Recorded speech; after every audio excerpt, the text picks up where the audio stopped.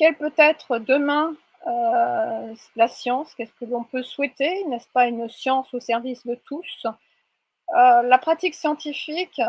et de tout temps, hein, et il y a eu des dérives, contredit le mythe de la vérité scientifique qui montre que les savants, les experts ne correspondent pas à l'image d'Épinal fabriquée par l'école et les médias.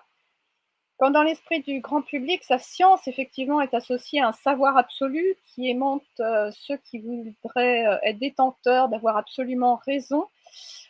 un pouvoir prodigieux qui peut facilement abuser, tellement le scientifiquement prouvé, donne une légitimité, favorise le financement, hein, ce qu'on avait vu, par rapport aux motivations de Freud, au tout début du moins. Quand les chiffres, aujourd'hui, les modèles prédictifs sont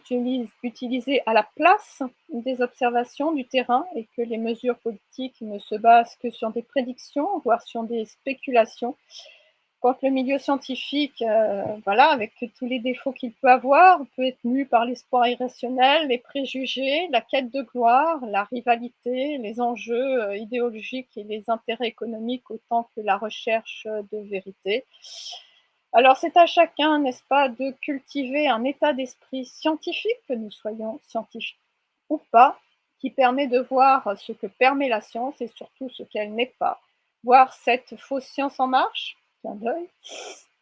avoir conscience de notre pouvoir en tant que citoyen, que nous soyons scientifiques ou pas, que notre place n'est pas celle d'obéir en croyant que certains savent mieux que nous, par exemple concernant nos médecins, notre médecin de famille, en tout cas notre médecin généraliste, qui peut croire savoir que,